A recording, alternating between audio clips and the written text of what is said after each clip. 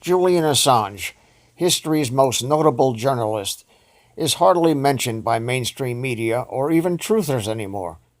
We have been distracted of late with all of the other seemingly endless threads of corruption and downright evil that one of us who had a key role in exposing it is now being forgotten when he should be celebrated and united with his family. The world has been inverted. The moral compass of this country has been destroyed. The most helpless and innocent are being murdered, our rights trampled underfoot, and we have thousands of coded messages that tell us what we want to hear. But we are stuck on investigating what we already know to be true, but those investigations and that knowledge hasn't yet borne the fruit of justice served. We have a charismatic president that has done much more for this country in spite of vicious opposition from brain-damaged traitors whose lives behind the public eye consists of the torture and ritual murder of hundreds of thousands of children. Executive orders won't stop the carnage. Revolution 2.0, by all rights, should have started immediately after the 2016 election. We have been lulled into a spirit of complacency when we should have been moved to exercise the Second Amendment when they murdered our beloved president 56 years ago. Instead, we believed bullshit. We believed bullshit and we fell asleep. It has gotten so bad because of our lack of vigilance. We trusted those who could not be trusted. Corruption and pure evil, the likes of which defies eloquence to describe, festered. Julian was one who wielded the scalpel of truth, lanced the putrid infection, and the pus of this disease is flowing through the streets. We postulate that the lack of arrests is due to the scope of the corruption. If it were confined to this country alone, it would be a cakewalk. Treason is a military issue. Send in the Marines and be done with it. Lock her the fuck up already. However, civil war with the inhabitants of Letardistan would inevitably ensue. How can this be avoided? In my humble opinion, it can't. Face it, the only way a demon stops being a demon is when a gladiator pierces its heart with a lance and it bleeds out on the dusty arena floor.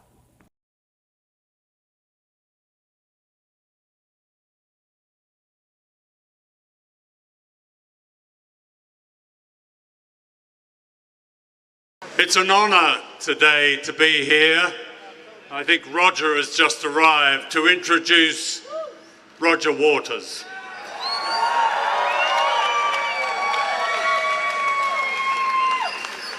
As well as making brilliant music, Roger has been speaking out for the rights of men and women for many years, and I thank him warmly for initiating this extraordinary event to celebrate and defend Julian Assange.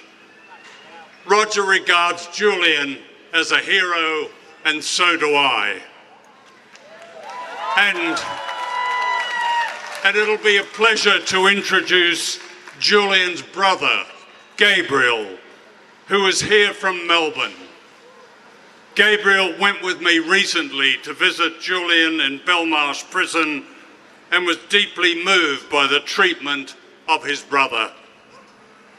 Behind us here, of course, is the Home Office, the polite name for Britain's Interior Ministry. The behaviour of the British government towards Julian Assange is a disgrace. A profanity on the very notion of human rights. It's no exaggeration to say that the treatment and persecution of Julian Assange is the way dictatorships treat a political prisoner. There is one reason for this. Julian and WikiLeaks have performed an historic public service by giving millions of people facts on why and how their governments deceive them secretly and often illegally, why they invade countries, why they spy on us. Julian is singled out for special treatment for one reason only: he is a truth teller. His case is meant to send a warning to every journalist and every publisher, the kind of warning that has no place in a democracy. I spoke to Julian at the weekend. He'd been just allowed to have his first proper exercise. He was allowed to pace up and down in a small bitumen yard. However, at Belmarsh Prison, they have a sense of humour. On the walls facing the so-called exercise yard are happy, clappy words about the blades of grass beneath your feet. But there's no grass. Julian is locked up for more than 21 hours, sometimes longer. It's 4 months since he was dragged out of the Ecuadorian embassy, literally, in brutal contravention of international law. It's 4 months, and he is still denied the documents and the basic tools to prepare his case against an outrageous demand for his extradition to the United States, where he faces incarceration and almost certainly torture. And yet, he is not allowed today to call his American lawyers. He is not allowed access to vital documents. He is not allowed access to a computer. He is confined in a single cell in the hospital wing, where he is isolated most of the time from other people. All this because he infringed a bail order, the merest of offences, and he sought political asylum from the threat to his life that awaited him in Trump's America. When I asked Julian what he'd like me to say today, he was adamant. Say it's not just me. It's much wider. It's all of us. It's all journalists and all publishers who do their job who are in danger. In other words, the danger Julian Assange faces can easily spread to the present and past editors of The Guardian, The New York Times, Der Spiegel, El País in Spain, the Sydney Morning Herald, and many other newspapers and media outlets around the world that publish the WikiLeaks revelations about the lies and crimes of our governments. Never before in my career as a journalist have I known such an attack on our most basic freedom to publish and to know. The message is loud and clear. Be careful, or you too will end up in an American hellhole. Journalism is not a crime in the United States, not yet. But if Julian is extradited and convicted, it will become a crime. Journalism that does its job and tells people what governments do behind their backs in their name. Julian is not an American. He is an Australian citizen. WikiLeaks, which he founded, is not a US-based publication. But the meaning of his extradition could not be clearer.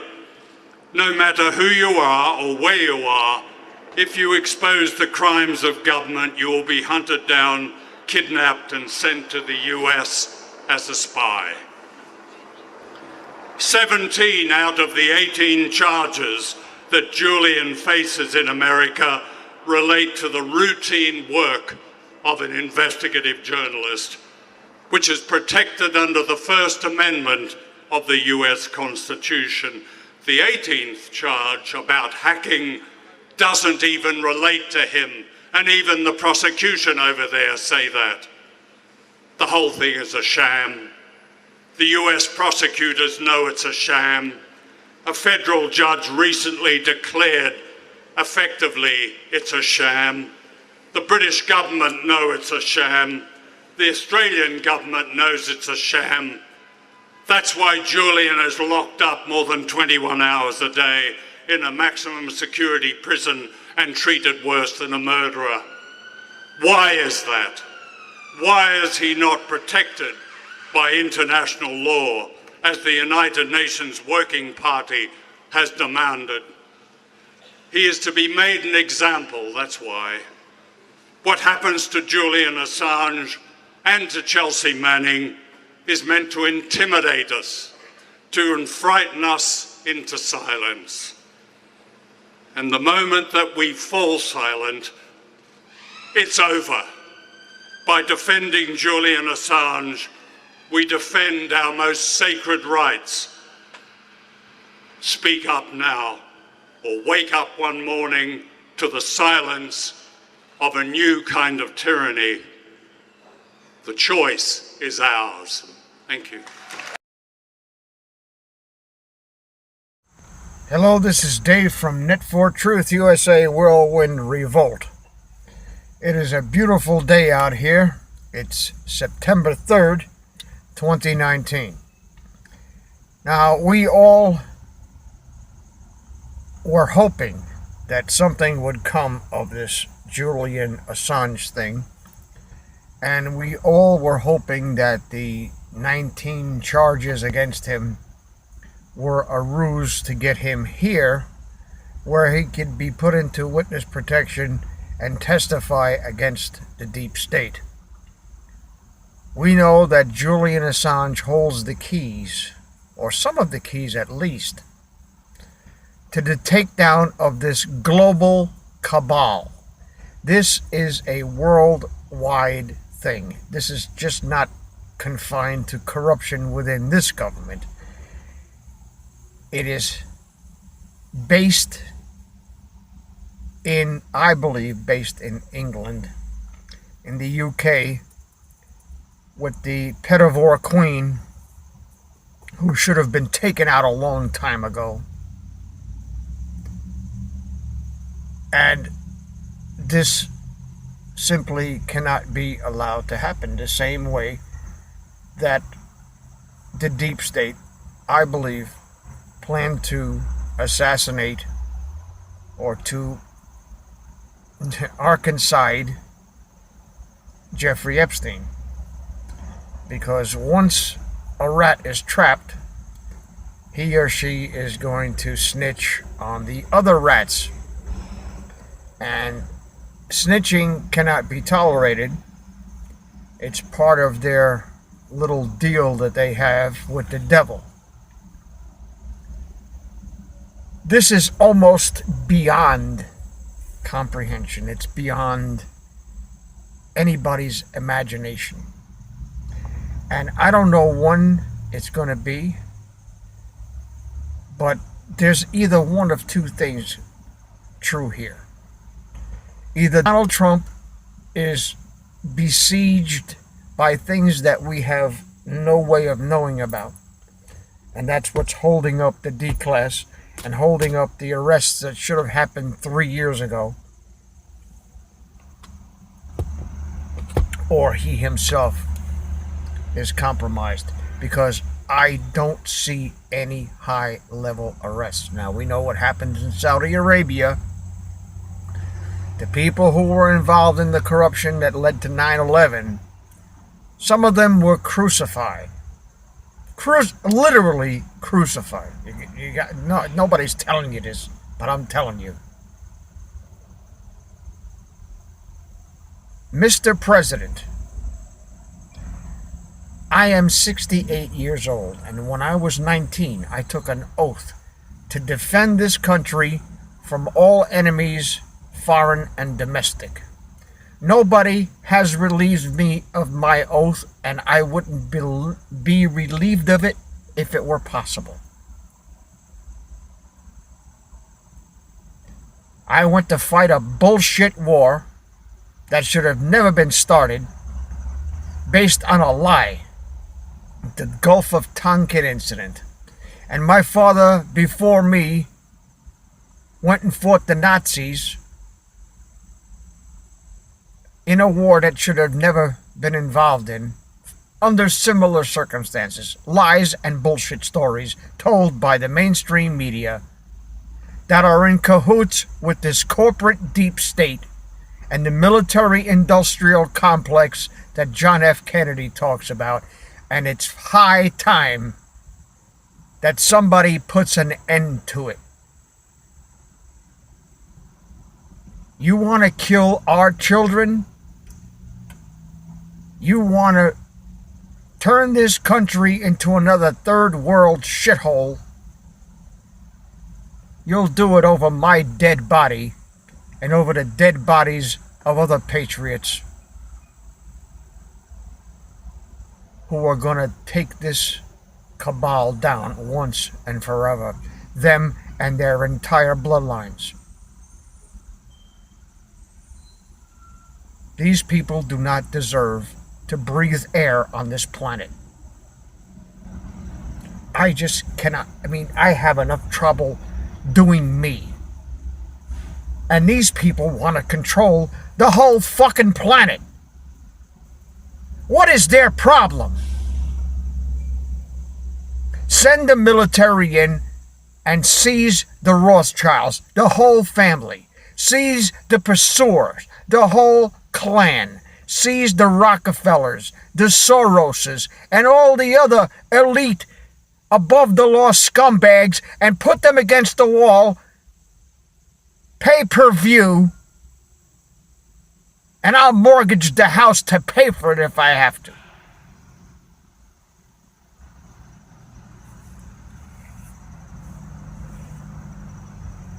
We are being persecuted in like manner with the censorship, demonetization, deplatforming of free speech in this country.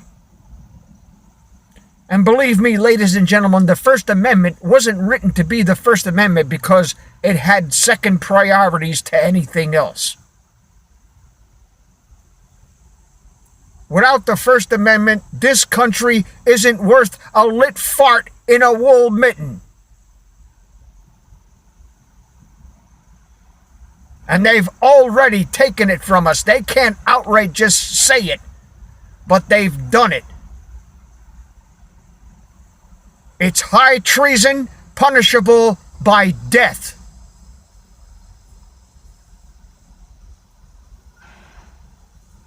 And it's about time some people fall for those heinous crimes that they've been committing against the world's children and against the world's innocent and against people who done nothing but try to live their lives.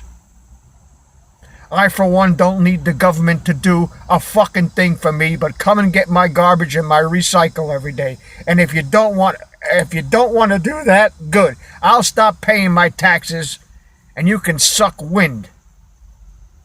Because until I'm in a hospital on a respirator with tubes coming out of my dick, I don't need the government to do a goddamn thing for me.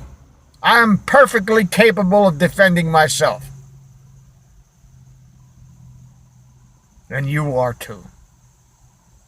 And it's about time Julian Assange is celebrated for the world hero that he is and united with his family and compensated for the persecution that he's suffered for the past, 9 years now? It's about time. It's about time that justice is served on the people who are thumbing their noses at us and rubbing it in our face. Every day that goes by, more innocent kids die for this satanic shit that they're doing. Don't let me catch you. You won't make it to the fucking police station. This is Dave from Net for Truth USA. Thank you for listening.